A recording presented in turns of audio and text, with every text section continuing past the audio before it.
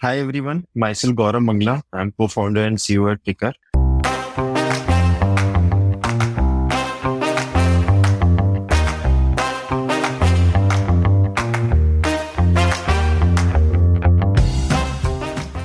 There are two broad themes of how startups disrupt traditional businesses. They either take the path of disintermediation or they take the path of intermediation. D2C brands like Mama Earth or Boat are taking the path of disintermediation. They are removing middlemen and want to sell directly to the customer. On the other hand, a company like Zomato is following the path of intermediation. It has inserted itself as a middleman between consumers and restaurants. You might think that intermediation is bad, but intermediaries exist because they add value. No one is going to go back to ordering food by calling restaurants because Zomato does such a fabulous job of it. In the logistics space, Pickrr is doing something similar. They have built an asset-light logistics platform which aggregates logistics service providers and companies seeking logistics services. In this episode of the Founder Thesis podcast, your host Akshay Dutt talks to Gaurav Mangla, the co-founder of Pickrr. Gaurav is a serial entrepreneur whose first venture was in the B2B Saas space, and in this candid conversation, he talks about his lessons from his decade-long journey as an entrepreneur and about selling Pickrr to the logistics unicorn Shiprocket for a cool $200 million. Stay tuned and subscribe to the Founder Thesis podcast on any audio streaming platform to learn from some of the smartest entrepreneurs in the country.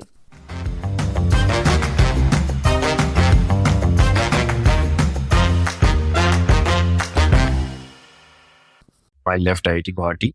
In IIT Guwahati too, I did two internships. One was a research internship in Europe. That showed me that I'm not a material for research. Then the second internship was an internship at a startup, which was a 3-year-old startup at that point of time and was grinding. When I joined there as an intern, I used to work with a 10, 15 odd people team. They were, I think, only 10, 15 odd people in that startup at that stage. So saw a lot of fresh, lot of innovation, lot of hard work, grind kind of stuff there. So that was first exposure to a startup ecosystem. And then when I got into consulting in Bangalore, a lot of friends around me used to work at places like Flipkart, which was kind of a startup at that point of time. Some other places also where there was startup culture was getting into. And I myself thought of, I had to work at a startup. I can't work into a big company. And then I saw the exit of that consulting company where I was working. That was also a startup only, but that got acquired somewhere. So there was a lot of things around me. And then eventually me and two of my friends, in fact, three of my friends, like all four of us decided to start something of our own. And then we'll figure out what to do, what not to do. And this was your college friends who joined you? Yeah, like two IIT college friends. Guwahati. Two IIT Guwahati college friends. And one was a person who joined with me, who is the founder of Pickrr as well. Ankit was from IIT Kanpur, but we both joined that consulting firm around the same timeline.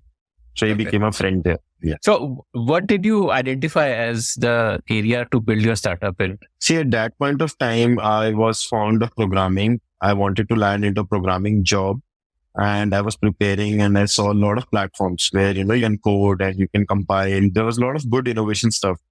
And we felt that let's take these offline interviews to online rather than just allow, because we felt that somehow physically appearing for an interview is a big daunting task and there are a lot of nuances to it, and there can be a good opportunity not only just to interview but to teach people as well programming in way back. And this was, I think, November, December, just 5 to 6 months into the job, we started thinking around this and we thought that let's make something for fun. It was not a startup actually at that point. It was like, let's make a product, something for fun. We made it in 3 odd months.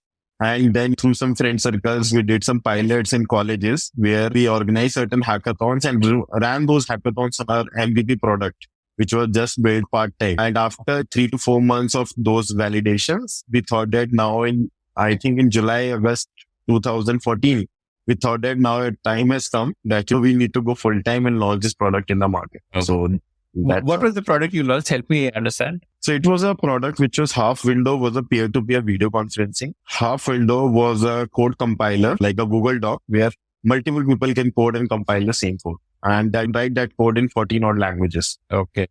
And by language here, you're not talking Hindi, English, you're talking like Python. Python, C, C++, Java, like almost every famous language, Golang, Erlang, wherever whatever you want to code, you can code in that. Okay. And so this was like you thought of it as what, like a way for remote teams to work together? And what did you think of the product as? What was the use case? So first two use cases were taking programming interviews and teaching people programming. Kind of a thing that can fit into Geeks for Geeks kind of products, that can fit into Hacker Ranks, Hacker Earth kind of products. So it was that kind of a product at that point of time, which was not there. So that product was, I would say, 2 years early into the market. Later on, a lot of folks came around and launched such products. We were lucky to get that product adopted not only in India, in outside India as well. In London, I remember a few of our clients used it for taking interviews in a university in London, and then some other places also in Europe it got used.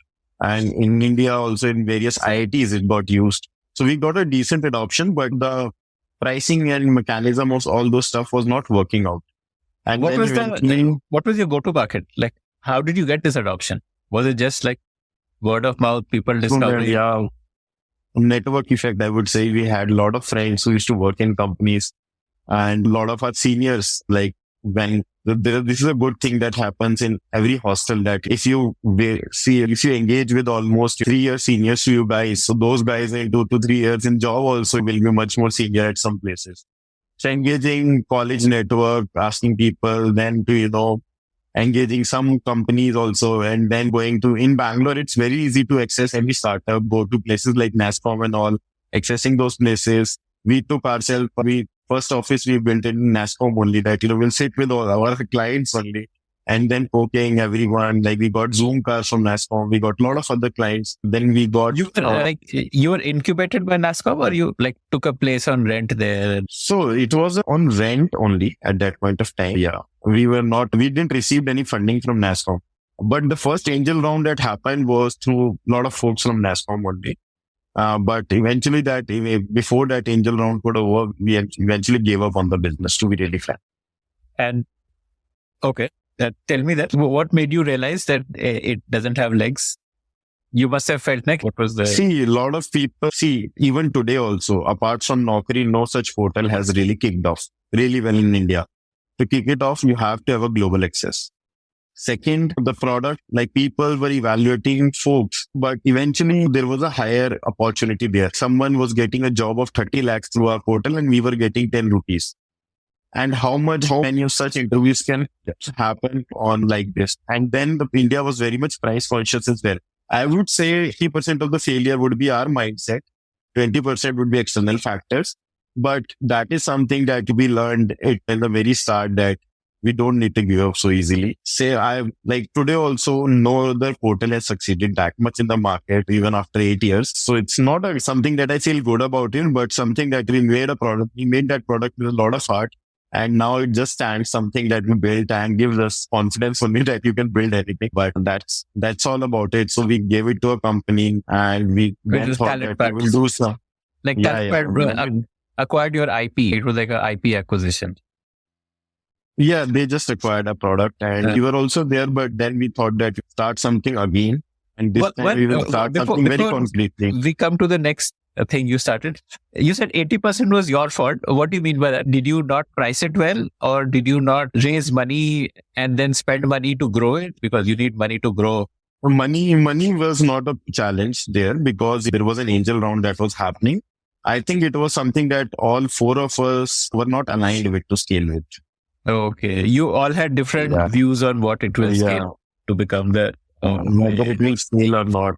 And we gave up quickly. So there was some learnings, and those were majorly cultural learnings. On the financial front and all, that product was generating money. It was generating 10 odd lakh rupees monthly revenue. And we had no team. We only 4 people were there, all 4 founders. All 3 of us used to code and one used to sell.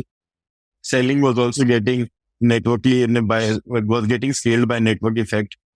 We had a lot of inbounds. People expected us to do sourcing as well.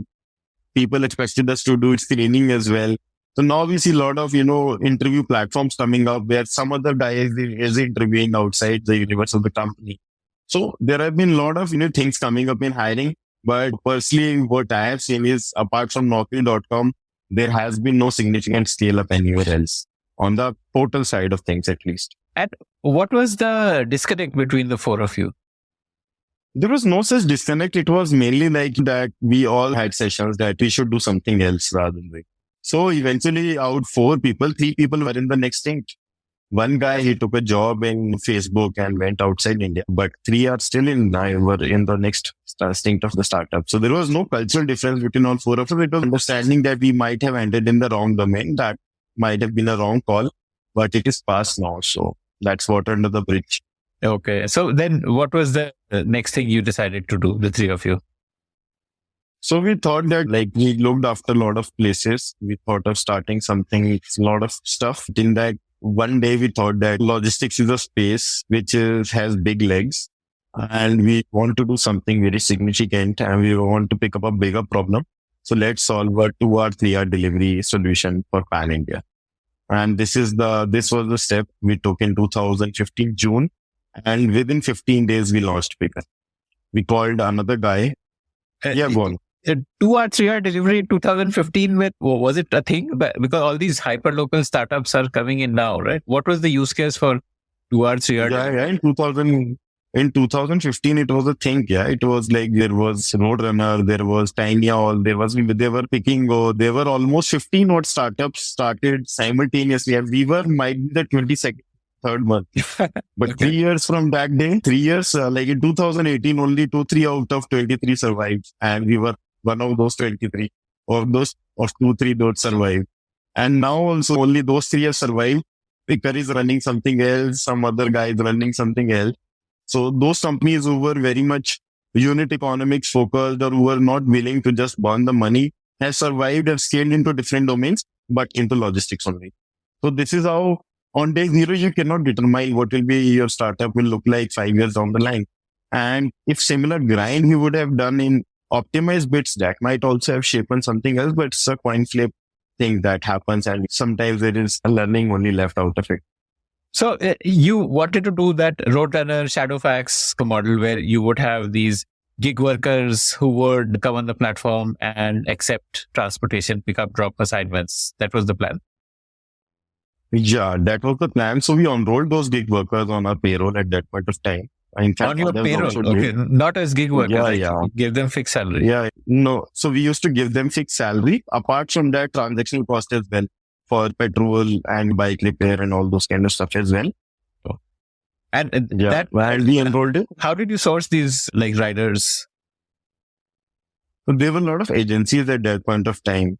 Sourcing was not a problem. Main problem was managing their compensation because market was very competitive. Everybody needed delivery boys.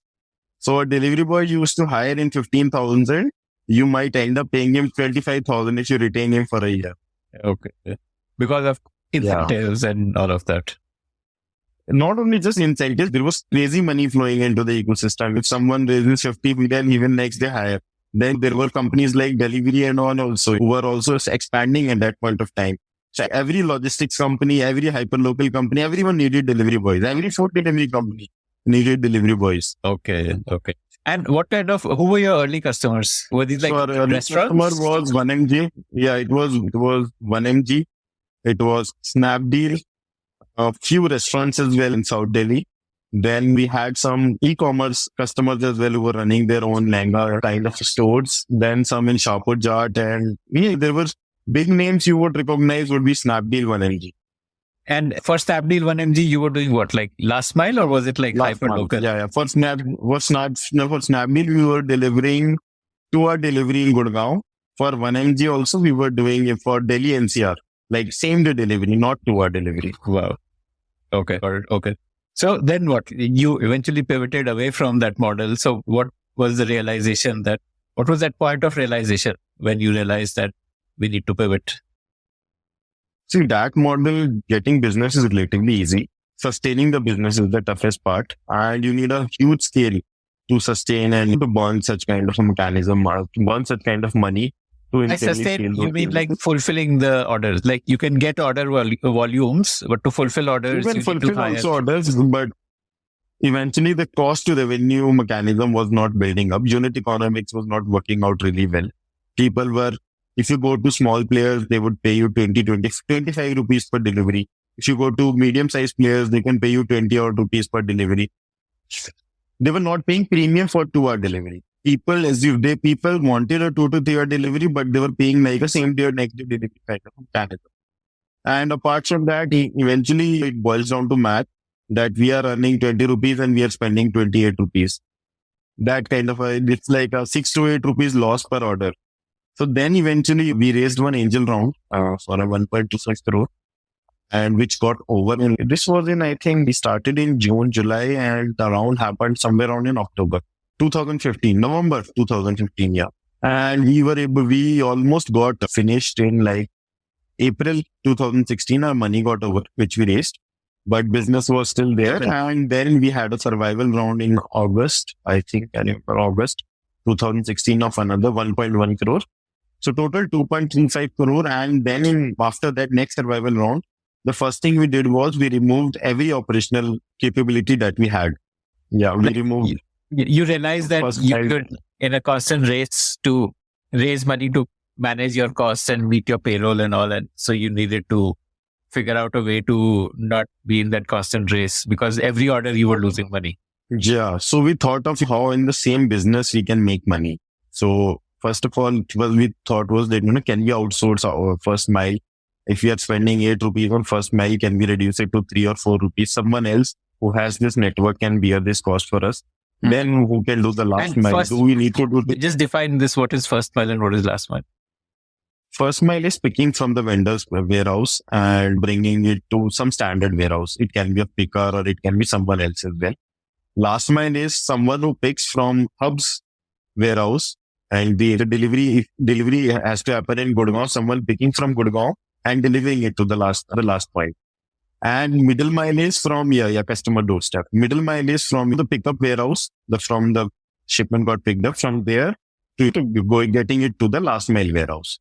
So this middle mile was not that a thing if you were in like doing a Gurgaon to Gurgaon, Faridabad to Faridabad, Delhi to Delhi kind of a delivery. But it was a thing if you're doing from Gurgaon to Noida kind of a delivery, from Faridabad to a North Delhi kind of a delivery.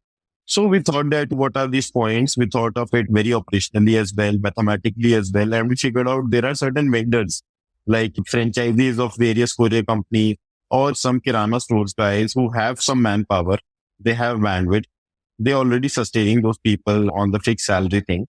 And now just we can utilize their vehicle, their manpower to get this thing played out in Delhi NCR. So that thing got worked out for us. And eventually we were able to come to a break-even kind of a situation in 1 odd year. And then we realized that... What did this setup look like? So basically you went to an asset-light mode where you decided to plug in vendors for each step of the logistics process that, and variabilize your cost. So you no longer have a payroll of riders that you have to meet every month, but you have only variable costs where you pay per transaction, like per pickup or per drop. So what did this look like? Just help me understand. What kind of people were in first mile? Yeah, first pivot was that people like shop owners, they were doing the pickups for us from the warehouses of all our clients. Then they were bringing those parcels to their own warehouses. And then there was that same vendor delivering it if it's in the Gurgaon area, if it's the same city. If it's in some other city, then some other vendor from other city we used to do a pickup from their warehouse and deliver it there. So eventually we made all these transactions completely fulfilled through Pickrr. We regularized as well as we saw the training piece of it and monitoring piece of it, of this entire process. And after another, like in November 2016, we were able to scale it to this model. And how are you standardizing quality and all that? Like you had an app for the vendors who were using it. Pickup. We had a vendor app. We had an internal app. We have vendor managers, those kind of apps as well. And on every cluster, there were cluster managers in Pickrr who were absorbing what's happening in those clusters and how the intra-clusters are playing out. Intra-cluster is very easy to manage, but intra-cluster playing out was another nuance. And then there was COD as well. There was a lot of cash getting exchanged between those vendors. Securing that cash was also another learning. Then there were returns as well when you do a COD shipment. Securing those returns and getting them delivered back to customers' warehouse was another challenge. So we got into this model and we ran it for almost a year and a half. And then So you were essentially a software product at that stage. You were building software which would which would allocate work. Like, and a customer orders a drop, and so the software would see, okay, what's the customer location? What is the drop location? Then it would route that order to somebody to pick up from customer point to warehouse, and then it would route it from warehouse to the drop point. So that your efforts were essentially on building that software to manage this whole process. Yeah. So there were two ways to look at it. Internally, what you're saying is right. We were internally a complete software product only. Until today, we are internally a software product. For our customers, we were a courier company. We were delivering partners only. We never told that we are using X network, Y network, Z network. It's our network. We are responsible for this. So if anything goes wrong in pickup, middle mile, last mile, any stage of the parcel being active, we are responsible for it. If anything goes good, we are responsible for it. So eventually it planned out like this way. We charged like a courier company, and internally we managed our cost. So in a year or so, we became a break even in that model. We reached to almost 3.5 crore a month kind of a revenue. And what kind of then customers, also, 1MG, Snapdeal were the major customers? we were not able to win large customers because our costing was somewhere around 22 rupees. And we couldn't, since we had very limited money, we couldn't afford to burn money. So we thought of that. See, main vision for us to validate whether this will work out or not. This is also sometimes very important. You can't just blindly go and scale something. So we needed that validation, whether this is the business to be in, this is the business to scale, or third is, are we the right people to scale this business? So that learning also came a lot. And then we also tried doing warehousing as well for a year or so. One second. You did tell me what kind of customers you had. Like, what these were like. Okay. Small D2C brands these customers were mainly small D2C brands or such shop owners or franchisee stores delivering parcels of C2C people, like customer to customer. Like whenever you or me, people like you or me, go to some franchisee, give him some packet and he gets it delivered through Bloat. Yep. So business was the small mom pop shops who are delivering on their own portal or who are selling on a certain call center kind of channels. WhatsApp, that time WhatsApp selling was also not there. Third was like TV shopping was there, like at that point of time. There was a lot of TV shopping. So those TV shopping guys, these 3-4 kinds of customers were there. Okay. Got it. Okay. And so you were saying you tried warehousing, but warehousing The next step was, can we manage the warehouse of these clients? Because these are very small clients and they will not be able to do proper packaging. They will not be able to do proper dispatch. They are just randomly packaging things. They are incurring losses due to breaking of products or sending wrong products or sending something else. There are a lot of inefficiencies. So we thought of getting into warehouse business for these guys as well. And that point of time, we also envisioned, can we get into an Amazon Prime kind of a business as well? Store products at multiple locations and enable a quicker delivery rather than doing a 3 to 6 day kind of a delivery at that point of time. So we thought of a lot of stuff and then we decided, let's add this vertical to our current business rather than getting into some parallel vertical. But eventually we did it for a year or so and it didn't make a lot of money. It in fact brought a lot of loss to us. So then we thought that let's not get into this. And without the time was progressing. Help me understand that what value add that warehousing function did. So without the warehousing function, the flow would be that customer places an order, then you pick up from customer's warehouse or shop and you directly drop it off to the drop point to the receiving customer. That was the flow? Yeah, that was the flow. Okay. You didn't have a warehouse of your own in the middle? Like we didn't have any warehouse. Yeah. Okay. So then you decided to add warehouse. We decided to add warehouses. We partnered with certain vendors. We took spaces from them on rent. And then we started doing it for same people. But we did it for a year or so. Then what would happen is that when a customer places an order, a drop order, so you pick up from the customer side, take it to a warehouse, and then it goes to the drop to the receiving. No. So we used to send them that you are having these kind of orders in a month. Send this much inventory to our warehouse. And as soon as an order comes, our guys in the warehouse will package those parcels. And then we used to give it to a person who will eventually deliver it. If it's an intra-city order, last mile vendor will come directly to our warehouse to deliver it. If it's an intercity order, we used to give it to a courier company from our warehouse. And then we onboarded a lot more customers and eventually sustained the same 2.5-3 crore kind of a revenue business. And then again, but the thing was, this model was also not scalable. It was again cash burning, as well as lot of inefficiencies were there.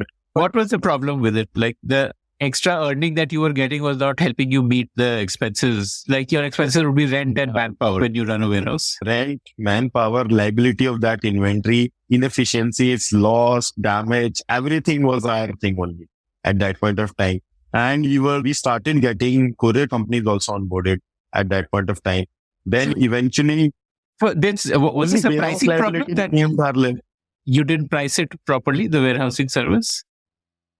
It was, I would say, every vendor that we had or every customer that we had at that point of time felt that their mother house was cheaper than warehouse managed by us. So it was a sentiment plus pricing problem. They thought that why we are paying 10 rupees extra on a parcel when eventually we are incurring a cost of 2 people in a warehouse whose salary are around 30 odd thousand. And eventually we are paying picker 70,000-80,000 a month. Why to incur that extra 30,000-40,000 cost? Okay. Got it. Yeah. But this Eventually, warehouse model, sorry. Yeah, go on. No, you finished your point, like the value. My point was the value add that we should have brought at that point of time should have been even in reduction of RTOs or some faster delivery. What is RTO? Warehouse management was not returned, like any COD parcel gets returned as well. Now that, I don't want this parcel. Customer refusal also is part of return. ODA is also part of return or some other nuance. So eventually we were not able to deliver significant value to our customers as well. So we didn't have too much reasons. Then we would have shown that you're spending this extra 40,000 rupees, but you are saving 4 lakh rupees. So that wow X factor we were not able to generate out of the warehousing. That we were just incurring losses on the liabilities and people started making money from us through our warehousing model.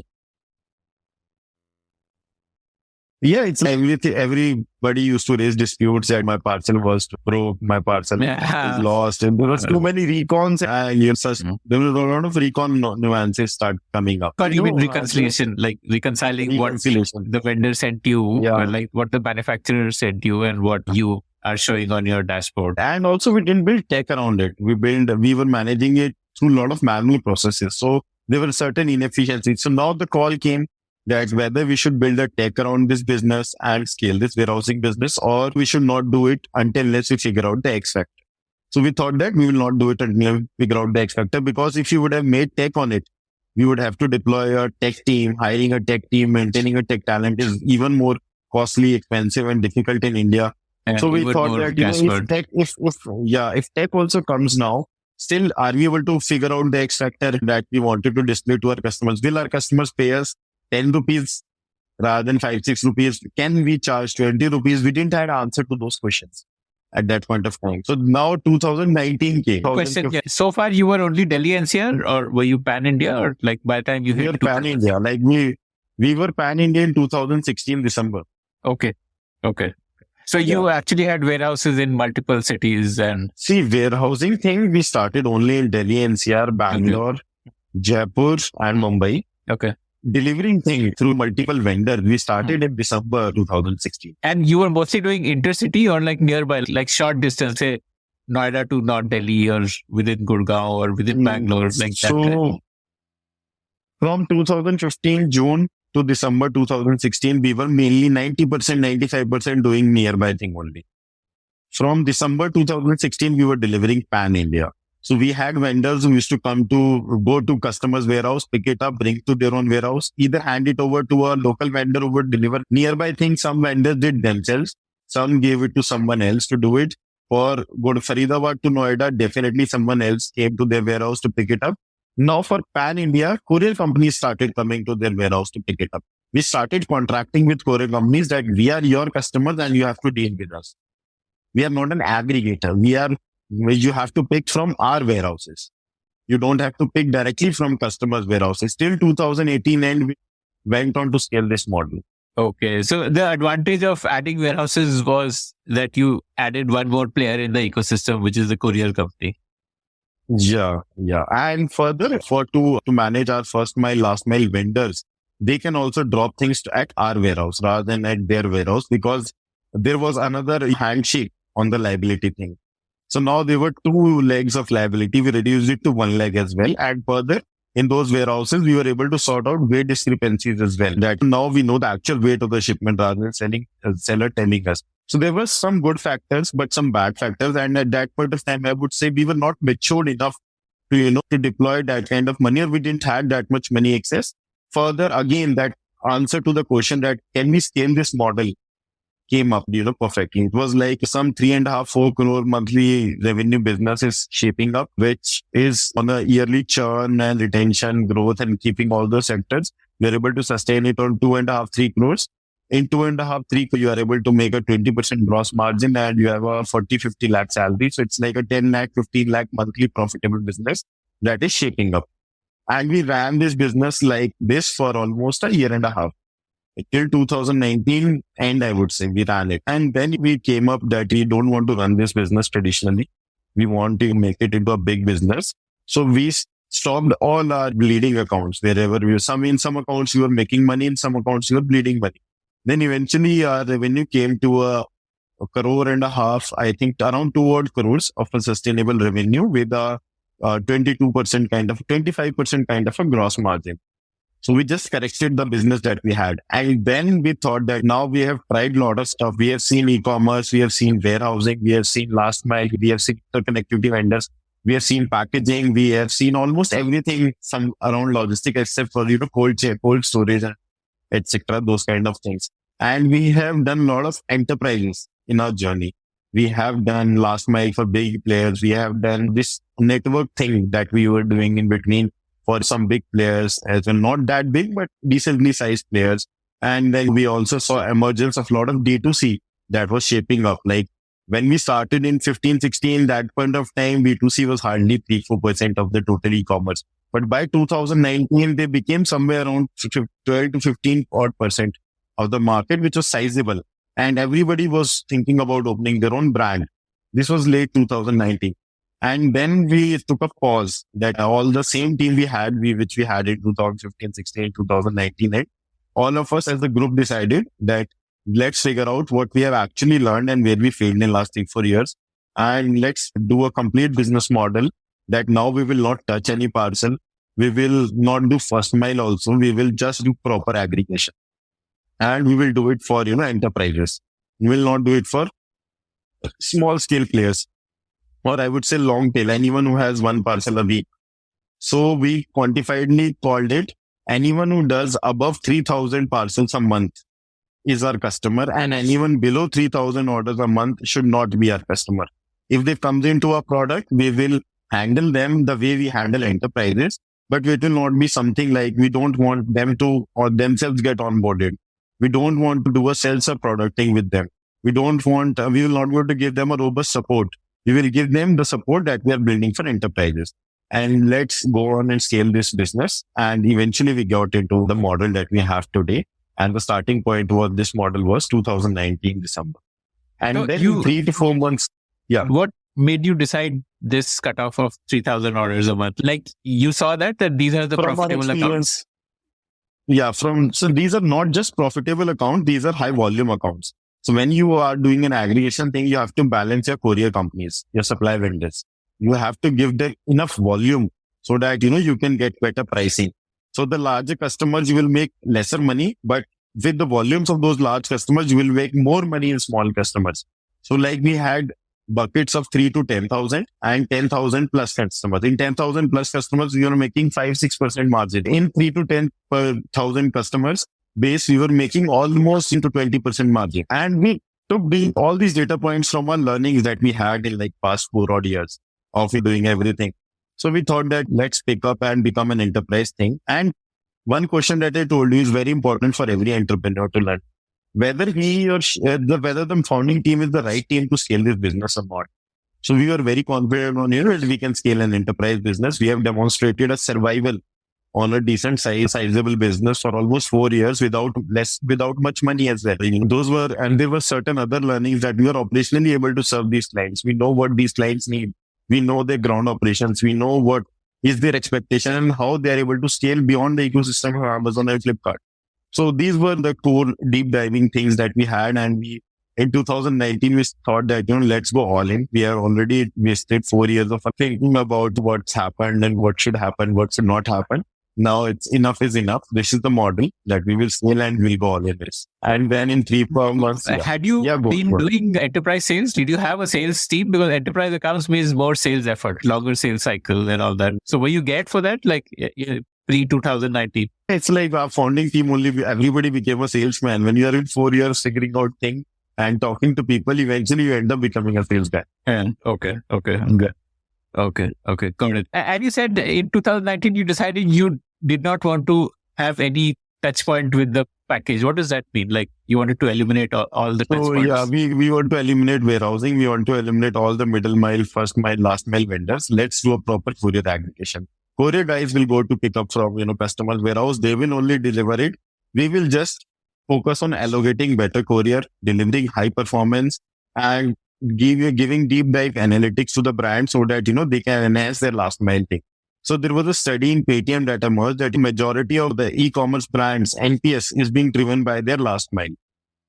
Like how the package reaches the customer, how quickly it reaches, how like the experience that you are able to give in your communication channels with the end customer, and you're giving clear visibility and also getting to know your customer well for any brand. That was really important. So solving that service layer. So transferring anything from point A to point B is a commodity thing. But bringing a service over that commodity, which can get a better experience, was something that we tried to solve at that point of time through aggregation only. So that was our first product. And in 2019, we started with that. Would you be aggregating multiple people? Would you be making a chain here? This vendor part, this courier company does till here, and then there's a handoff where the second courier company takes over? Or did you just do pure, like there are 10 courier companies which can do this entire transaction? Which of those 10 should I select for this? Yeah, we did a pure aggregation. Okay. So there would be just a single courier company which would manage the whole thing, but you had algorithms to decide which courier company each order should be allocated to. Yeah. So what we did was, from day zero, we had a thing that we will be the face of the customer. So again, we acted like a courier company. We sold a product like a courier company. And eventually at the back end, we would deploy the best courier company to fulfill those orders. And the factors were the pricing expectation of customer, the lane delivery performance of the courier company in past 15 to 30 days.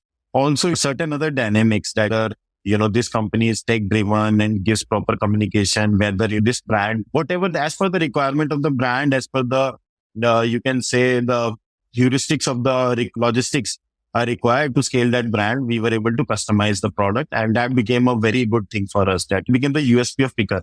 So a lot of anyone who was scaling in D2C brand used to come to us. People in the early stages also came to us, but we had a very bad experience with us because we were doing less than 3,000 orders a month. So till 2020 December, we did only enterprises. And after that, we launched that now let's become a self-serve channel. And we started taking steps towards 500 to 1,000. And then eventually we served everyone from 0 to 2 lakh orders a month. In 2019, we had a checklist that what went wrong for us, what could have done in this model. Now we're pivoting to this model. What are the key areas that we can learn from market, competition, and all those things? We made a list. We completely went on a pause mode on the business side for 3 months before COVID. And we were solving that checklist for us. And after that, the COVID happened again. We got some extra time to solve for a checklist. And in 2020 June, I think, May end or June first week, we started getting business back. But every competitor was the same standing line. And the pause that we took eventually helped us a lot. And again, we were from almost a 2 crore to a 0 kind of our business June. In July, we started with a customer base almost 5x. We started somewhere around 3.5, 4 crore. By October, we came to a number of 6.5 crores. And then by March, we came to a number of 11.5 crores per month. Wow, that's massive growth. Okay. You said you had a checklist of things to fix. These fixes were like software fixes, or what were these fixes? Yeah. Some were fixes and some were builds. We didn't have a product for this model entirely. So just some builds got prioritized, fixes also happened in parallel. But that was the only thing that we were doing in those 3-4 months. Sustaining the existing business. What is the product for this? Yeah. We didn't have plugins for various, you can say, app stores or places where people build websites like Shopify, WooCommerce, Magento, OpenCart, and all those kinds of stuff. We didn't have a lot of communication products. We didn't have customer facing analytics. We had a lot of analytics for our internal reports. So we automated every manual process that is there. And we also made every plugin compatible with our product, or every place wherever sellers are dealing with orders compatible with Pickrr. Those were the two major fixes. But after that, they were like optimization and all those kind of things. You're saying that one is you need to integrate with your customer through Shopify and WooCommerce and all these e-commerce tools which are used to build e-commerce platforms. All your customers were into e-commerce, or did you also have, say, traditional businesses which may not be looking at e-commerce, but which? Yeah, so we didn't differentiate it between traditional businesses or e-commerce businesses. We had both kind of customers. For e-commerce businesses, those plugins were mandatory. And that was one of the reasons we didn't have too many e-commerce customers into our aggregation product initially. For traditional people, we needed to give them a lot of tools so that they can upload orders, get everything in real time. What are they getting in the market and what can be surfaced through our product? Can we make it very easy for these guys without knowing any tech? Just go on, see a screen and do everything in minutes, then minutes to seconds. So these kind of optimizations we solved for them as well. So there was a checklist of almost 100 plus things. Yeah, sorry. Yeah, finish your thing. Traditional businesses are like businesses like people who are just running their parents' business in different areas of markets and have certain online orders as well. Some are fulfilling self-shipping orders of Amazon. Some are fulfilling from their warehouse to distributors, then distributors to retail. Then some people are getting orders through, you can say, multiple channels, like some are getting through apps like City Mall, etc. Some are getting through Udaan, some are getting through some TV shopping like Naptol and all. So those kind of traditional vendors. Okay. So for these vendors, you had a way for them to upload a spreadsheet with a certain template, and so that would then be something which would do the entire magic for them. They don't have to worry about shipping labels. They don't have to worry about core allocation. They don't have to worry about pickup scheduling. They don't have to worry about, and like if a parcel gets rejected by a consumer or if it's not reaching the consumer, if there are certain hassles, everything gets automated through a streamlined workflow channel. What were those automations you built to make the logistics work? You said that you don't have to worry about sticking labels. How did you automate all of that? Or delivery failed and all of these things, or returned? Or we integrated almost 10 word companies, and every company had their own nuances. Every company had their own formats. So we were not offering these are 10 companies, select of it. We were offering like we are a courier company single. So upload order, we will allocate it to whoever you want. We will give you a single formatted shipping label. We'll give you a single formatted manifest. We will display analytics in a single way and courier wise way as well, with what all got used and how they all performed. Is our algorithm working good or bad? If we are able to improve your performance or not. And for India also, we were able to give them that 10 orders of yours were attempted today, 5 got delivered, 3 got rejected, 2 got failed. And these are the reasons. And we will take necessary steps. If you want to add some things into your step or some instructions you want to add, just add those instructions as soon as the instructions went to courier companies. And then we ensure that these workflows are actually adhered to or not. And NDR is non-delivered return, something like that. Yeah, non-delivery report. Non-delivery report. Okay. Got it. And okay. Did the courier companies integrate with you through APIs? Was it like entire software integration with the courier companies? Yeah, like some people had APIs at that point of time, some don't. So who's ever integrated with the API, they be integrated as well. We used to give them Excel sheets every day. We had a team that used to coordinate between them. Yeah. Okay. So then the non-tech savvy courier companies, it would be like Excel sheets and went on the tech savvy mode. 10% was on very operational heavy mode. But those operational heavy was mainly people heavy. It was like some support folks who used to manage it daily. Later, as we moved on, we went into deeper partnerships with these courier companies. We helped everyone. We need these kind of parameters. We need these kind of workflows. And as our business grew, every courier company started giving us all the kind of tech requirements that we needed.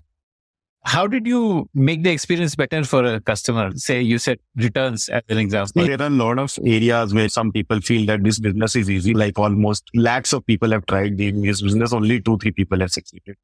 So one quantified way of measuring success in this business is if customers, when they do directly or when they deal with people, if they do COD, what's the percentage of delivery in COD? That was very high with Pickrr. And this was one of the key factors. People doing COD used to come to us. Whether you are loyal and trustworthy with COD, yes. Because, everybody in Pickrr, like every customer of Pickrr vouched for our COD parcels. Okay. Next thing was, if you work directly, are you able to deliver? Let's say there are multiple zones, like from Delhi to Bombay, like 90% of the parcels, are they going into 48 hours, 72 hour kind of a thing, or they are going traditionally in 96 hours to 150 hour kind of a thing. Then we were able to allocate better couriers because of our allocation engine, and we were able to deliver faster. So that was another brand thing goes into that the last mile, like end consumer believes that I have ordered from a trustworthy place since it has reached quickly. Then the other thing was your NPS. Since last mile experience hampers your NPS, so brands who are working with Pickrr, is their NPS growing or not? So these were the key factors that we delivered, especially for the enterprise customers. And based on the performance, we were able to scale really heavily on there. And no courier companies earlier thought that we are helping them build, we are the network channel. Later on, they went against us. And now even they are coming back to us only because whatever courier companies has tried against us has not succeeded at all. You said Pickrr gave the best COD statistics. How? Was it simply by choice of courier company? That's if I choose this courier company, then it will surely get delivered. Was it as simple as that? Or was other stuff in your workflow which made COD successful? Yeah, first was this allocation thing and changing this allocation. If today, if like at 2 p.m. I'm allocating something to Blue Dart, but if 6 p.m. on the same lane, I'm allocating something to Expressbees. So being such dynamic in into it was one factor. The other factor was as soon as the parcel was reaching different stages. Like what changed between 2 p.m. and 6 p.m. that you would do? That, whether that hub has become the last mile hubs of Blue Dart are incurring certain other challenges, or whether Blue Dart in general in last 24 to 48 hours has started going very low. There are certain outliers in the delivery performance of COD, or they are running short of some hubs. If there is some throttling in some hubs, if there is some other challenge expected. So that was 90% tech and 10% controlled as well. Some people used to feed certain mechanisms or certain inputs. That was really valuable. Since we were a 30, 40 people company, we could afford to do that. Second was, as soon as the parcel was placed, picking it up early, because if you are not able to pick up those parcels in correct timelines, or if other way I would say, if you are not able to dispatch those parcels on the same day, then losing one day in between could trigger a 8 to 10% reduction in delivery, because what we incurred was the kind of demand that our sellers incurred was impulse buying. And in impulse buying, the faster you reach, the better you deliver. These kind of data insights we had from our previous learnings. Third was, as soon as the parcel was getting filled, that, delivery boy was saying that the parcel could not be delivered. These are the reasons. And in 2020, we used to deliver SMS to end consumer that, delivery boy is saying this. If you agree, then it's okay. If you don't, then please register. And we used to connect NDR directly from the end consumers. And we used to get it from our customers as well. The fourth point was people who didn't responded on those SMS, since only, 20 odd % people used to respond. For the 80% odd folks, we used to tell our customers that act in like another 24 to 48 hours. We used to push them. Or in some cases, we ourselves used to do calling for them and you charge them for those calling things. And then we ensured with courier companies that you have to deliver these orders today. These are high priority orders. If you don't deliver these orders, your allocation preference will be reduced. So this thing can also be a 2 p.m. to 6 p.m. thing. That at 2 p.m. we incurred in the morning slots that Blue Dart is not able to deliver high urgency parcels. So we might have to reduce their load a bit. Okay, amazing. Yeah. So there were a lot of other nuances as well around this. So part of it was the pressure that you could exert by saying that your rating will go down if you are not meeting these performance parameters. And part of it was also figuring out who can handle it fastest. And different players who would be best equipped to handle a certain location, a certain whatever, like a certain time of day and so on and so forth. Yeah. Okay. So and that was a purely, you can say, a managed experience that we used to like literally ensure that everything that is getting lost is reported faster. Everything that will be delayed, that will not have, we will not be able to influence anything in that delivery. We used to communicate. and then keeping a good communication between brand and end consumer. These were the three other factors where we thought. And apart from that, managing this whole experience and synchronizing all the platforms.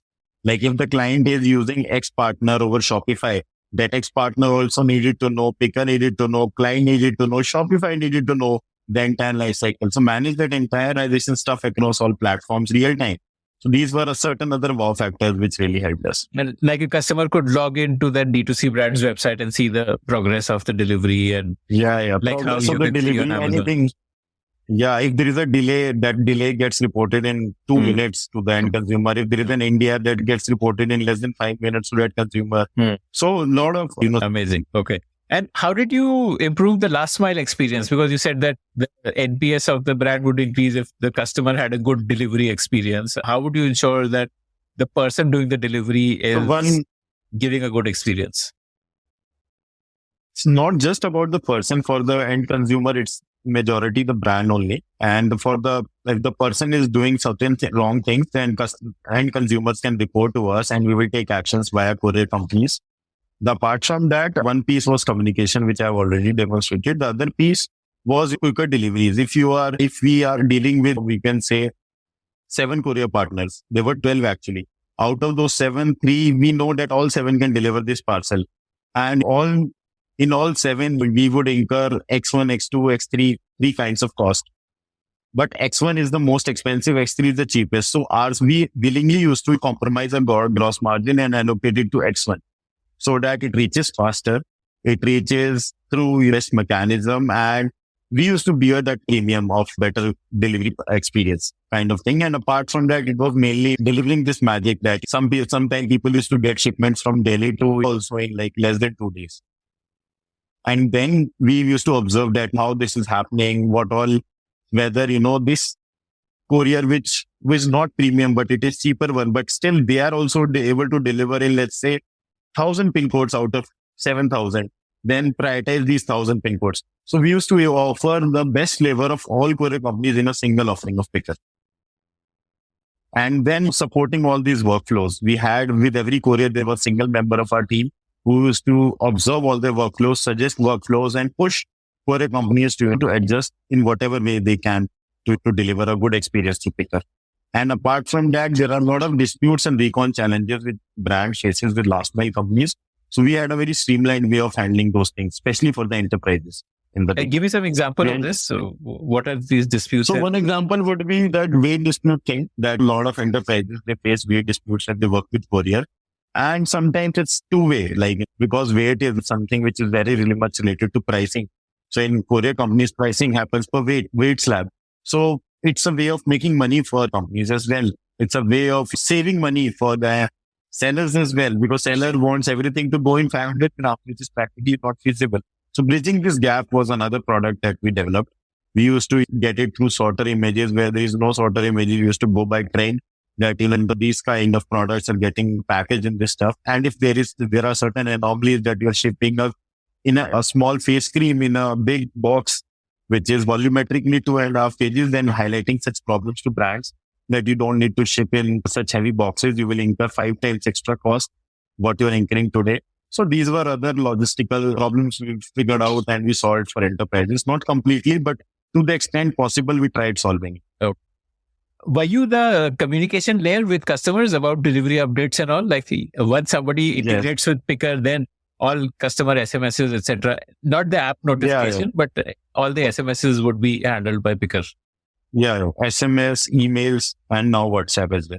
But say a Blue Dart also sends SMS. So would a customer get 2 SMSs in such a case? Or no, first case like Blue Dart, like as soon as the parcel is allocated to Blue Dart, Pickr will send a message that from your xyz.com, this parcel has been allocated to Blue Dart. This is the tracking ID.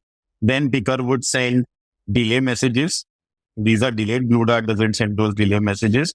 Then out for delivery message, Blue Dart will send, but we take permission from our sellers that do we also need to send, or we have a configuration with Blue Dart that you don't send, only we will send. These such configurations were not available 2-3 years before, but they are available today. And these are part of, you can say, collaborations that we have done with the courier companies. We have helped them streamline such workflows on the support channel. Okay. Then the last mile thing, then the NPS kind of an SMS will be served by us. Then if Asking any for promotion feedback. that seller, if any promotion seller needs to do with those customers on the logistical feedback, those kind of SMS were sent by us. If someone complains, I had a poor delivery, then like giving them a coupon or something that you would handle. Yeah. Okay. Tell me about your fundraise journey. You had raised about 2.5 crores till 2019. So what after that? After that, we raised around, I think in somewhere around December 2020 from Omidyar in Hill. That was a $4 million round. And after that, This was when you were literally like doubling or tripling everyone post the lockdown. Yeah, I know. Money came to us in December. Round almost got finalized in somewhere around August. So we raised the round when we thought that in 2019, we were just figuring out how to scale up things and we'll go for an investment round as well. So we went for the investment round in June end. And by August, I think we had our first term sheet from Guild. And in another 10 odd days, we got another term sheet from Omidyar. And also we had 4 or 5 other term sheets. Finally, in September, we finalized the construct that will go with Guild and Omidyar. And we completed that entire process somewhere around Diwali. And in December 1st, we got the money. So this was during lockdown when you were at zero revenue. How did you manage to get so many term sheets? See, in June, we were doing some revenue. Until May, we were at zero revenue. But the things that we promised them, the things that we showcased them were like literally in the hindsight in like July, August, September. So those 3 months, we were growing very heavily. Plus, we were able to develop whatever we promised. And also we were able to envision next 2 years of Pickrr, that what we will do. Since we have reshaped the delivery part of it, like we started in 2015, next thing is we'll reshape the warehousing part of it. The next thing we will go into the deeper versions of the checkout. Then next thing is we will disrupt the checkout of traditional checkouts for any e-commerce player. So there were a lot of growth happening in the current scenario. There were a lot of future growth prospects and we were able to retain and hire good people. Okay. Like from a VC lens, what was it that excited them? That the TAM of this, like you were now essentially like a partner for any e-commerce company, like helping them. We were almost like a growth channel for any D2C, emergence and growth channel for any D2C brand. We became like an operating system for them. This was one thing. D2C itself was growing. Now, into post-COVID, D2C contributed around 20% of the total horizontals of the total 100% e-commerce business. Now, in next 5 years, they have projected to be somewhere around 43% of this entire business cycle. So of this entire business. So there was a huge TAM. They liked the team. They liked the way that we grinded inspired from being tier 1 colleges. We would have landed into fancy jobs or we would be sitting outside India or must be running something else. But we took a grind and sustained this business for more than 5 odd years. And then you were able to hire and retain good people and grow business. So I think nothing else a VC needs on the domain. Further, it was becoming very much competitive, lucrative as well. Our competitor Shiprocket was also growing heavily. Oh. Tell me about some of these future-looking pitches you had about transforming warehousing and checkouts. Yeah, Akshay, can we get a 5-7 minute break? Sure. Problem. You were talking of some future-looking stuff around warehousing and checkout experience. Tell me about that. Have you done anything on that so far, or what was the plan there? Yeah, see, now we had 3 kinds of customers. So we had an enterprise customers, which we originally started with. Then we had mid-sized customers. I would say I should define it in the way that 10,000 plus order wale customer ones and the other enterprise customers. 1,000 to 10,000 were like mid-sized customers and less than 1,000 orders a month were long-tail customers. So we came to a customer base of almost, you can say 5,000 odds by March 2021.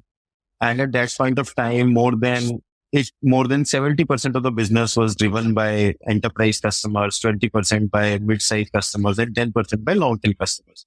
So long-tail customers and mid-sized customers were a necessity for us. But now the courier companies have also evolved after collaborating and building out a lot of stuff. So we face a lot of threat in enterprise customers that they might go directly with the courier company. Then we thought that how we can allow these customers to be competitive in the market since D2C became a thing. And everybody was opening a brand. So now if one brand succeeds, then there are 100 odd replicas of the same brand with some other brand name. So how can they differentiate themselves? How can they be ahead of people like Amazon and Flipkart in the market as well? And why people like us, then consumers, will purchase from them in this competitive market? So for that, we thought of looking warehousing at a very different lens. We thought that let's launch a SaaS version of Amazon Prime kind of a thing, where every parcel is delivered to the end consumer in less than 48 hours. And also plug with certain local vendors like we did it in our earlier model, and ensure same day delivery in some lanes possible, like a Delhi, Jaipur, or Jaipur to Mumbai, or some other thing, same day, next day delivery, just to solve a faster delivery thing. So with faster delivery, like I told, you get to optimize returns. You are able to build better brand name and also solve on the cost front. Delhi to Bombay delivery through a normal front cost you somewhere around 40. But with on this warehousing thing, it will cost you somewhere around 25 to 30, because it will be dispatched from Mumbai only. So able to forecast the Essentially, demand. like the Delhi to Mumbai leg will be done in bulk. Like instead of sending one order Delhi to Mumbai each time, you will send 100 pieces in advance because you predict I will have 100 deliveries this month. Yeah. So Yeah, you save that cost. Yeah. Okay. So we went into this model, and now we are doing close to 7.5 crore per month in this model itself. So this model is literally scaled up. And in 2021, we did our next Series B round as well. That happened purely through inbound. We got a lot of requests of inbound in our Series A round as well. So we capitalized some of the large scale funds in the Series B round, and it happened to be, I think, somewhere around a $12 million round. That like the money we got was post COVID, somewhere around in August or July end 2021, but it happened there. And then on the other front is, we thought that let's solve the checkout experience. In the checkout, if you know the end customer, show his RTO score to our customers that this person will accept only 2 orders out of 10, or auto populate his address, taking his consent that now people will not have to type addresses.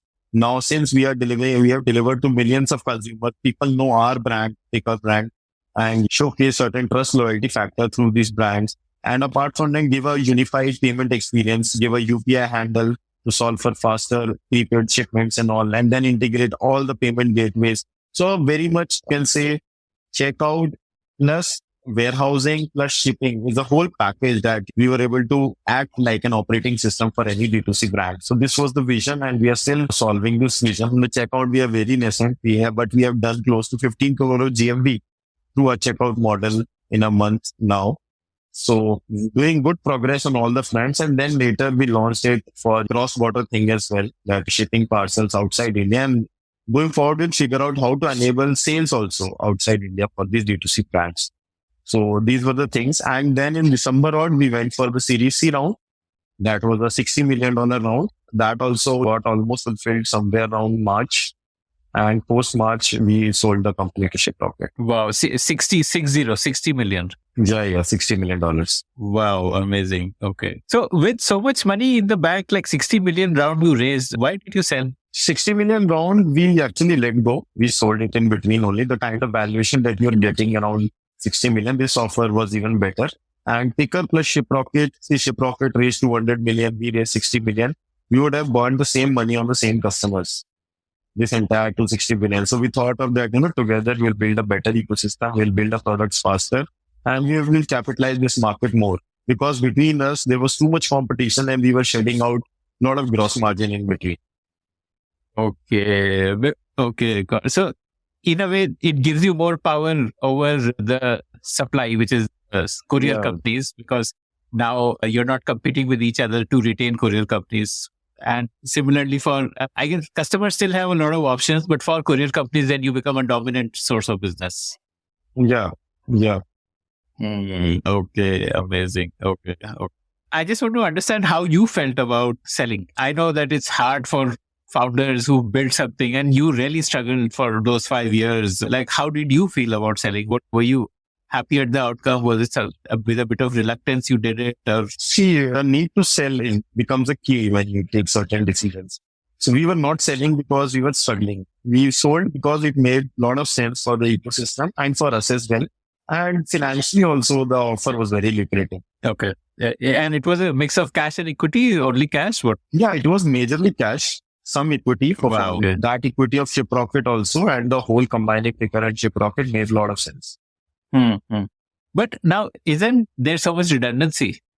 everything that you are doing, Shiprocket would also be doing, right? Like what are those synergies in which you're doing different things and they're doing different things? Is there any such thing? Or We are building faster from Pickrr. We are doing some part of the warehousing. We are doing them majorly focusing on the enterprise business and figuring out growth in the long tail business of ours. And Shiprocket is mainly focusing in some other tech products. They are focusing on building certain other areas where we are not focusing. They are focusing mainly on one of the areas is Shiprocket X, the cross-border thing. They are completely doing that. And apart from that, we have distributed some part of the business to them and they have given some part of the business to us. So without losing people scale, we are able to scale with less redundancy. See, redundancy will always be there, but at this point of time, it is generating money. No one cares unless it generates money. help me understand, what is Shiprocket's profile? Your profile is you are focused on enterprise customers majorly. What is Shiprocket's profile? What is their product So we like? do the exactly same business, but they have built the product mainly for the long tail. Now they have extended to enterprises. We started with enterprises, then we extended to long tail. Rest all checkout, they were also doing some part. We were ahead there, so that business came to us. Warehousing, they were ahead, so we gave the majority to them. Cross-border, they were ahead. We gave the entire cross-border business to them. So it's like a synergetic way. And most of all people in this acquisition and merger, the management teams are synergizing daily. So that is also working daily with acquisition for the entire org. Okay, amazing. I want to understand this checkout part a bit more. Do you offer intelligence around, say, some PIN codes might have high probability of fraud, or when someone puts in an address and you know that this address, there is frequently a non-delivery happening, or there is a fraud happening, or there is a return happening, and so on and so forth. And Yeah, there are a lot of such intelligences. Plus, you just put your phone number. We'll show you your 5 addresses where you have ordered, and somewhere it was returned, somewhere it was delivered. We will give you extra loyalty points so you can get discounts. We will also give you speed options that you can get this order in 7 days, 5 days, 2 days, or same day as well. with different costing or different discount Yeah, options. different costing. Yeah, different costing, Okay. different discount options. Okay, amazing. So for the customer, then it becomes more like an Amazon experience because he just has to put in his phone number. He doesn't have to feed in his address, which is very painful to do every time you go to a new See, site. why there are returns? Because people generally buy from multiple places, whichever faster goes there. Or second is people don't trust that website. People trust Amazon and Flipkart. Third is any D2C brand is not able to offer such kind of a brand experience like what all they do. So we are solving all those things, like, how a D2C brand can be much more lucrative to the end consumer. So if spending 1 lakh rupees and getting 500 people to transact, can you help around get them 1,000 people to transact and spending the same 1 lakh rupees? So better conversion is also one of the KPIs of checkout.